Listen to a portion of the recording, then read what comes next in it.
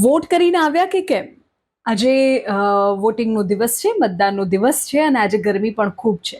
સ્વાભાવિક છે કે તમને બપોરના સમયે બહાર નીકળવાનું મન નહીં થતું હોય, પણ હજુ પણ 4 વાગ્યા પછી આપ મતદાન કરવા માટે જઈ શકો છો. અત્યારે ગરમી ખૂબ છે તે જાણીએ છીએ.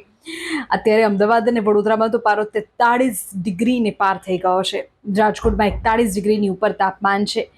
બપોરના સમયે મતદાન મથકો પર સન્નાટો છે. સુરતમાં દરિયાકાંઠાના કારણે ભેજવાળી ગરમી છે અને તે લોકોને પરેશાન કરી રહી છે.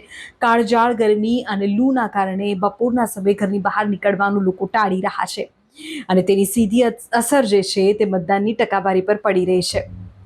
રાજ્યના અન્ય વિસ્તારોની સ્થિતિની જો વાત કરીએ તો રણકાંઠાના વિસ્તારો કચ્છ, સુરેન્દ્રનગર, ઝાલાવાડમાં પારો 44 ડિગ્રીને પાર જવાની આજે શક્યતા છે. ગરમીનું મોજું સંપૂર્ણ વિસ્તારમાં ફરી વળ્યું છે. ઉત્તર અને મધ્ય ગુજરાતમાં પણ લૂ ફેંકાઈ રહી છે અને 42-43 ડિગ્રીની વચ્ચે તાપમાન છે. જામનગર, ભાવનગરની વાત કરીએ, આ વિસ્તારોમાં શુષ્ક હવામાન છે, ગરમ પવનો છે અને બફારાનું પ્રમાણ પણ વધુ છે.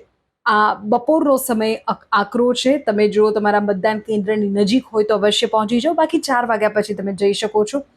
હવામાન વિભાગે પહેલેથી જ આગાહી કરી હતી કે આજે મતદાનના દિવસે સૂરજ દાદાનો પ્રકોપ ખૂબ રહેવાનો છે, એટલે 4 વાગ્યા પછી મતદાન કરવા માટે પહોંચી જજો અને પૂરતી તકેદારી સાથે જજો. પાણીની બોટલ છે, કેપ છે, તમારા હાઇડ્રેશનનું ધ્યાન રાખજો અને તમારા સ્વાસ્થ્યનું ધ્યાન રાખજો. વોટ અવશ્ય કરજો.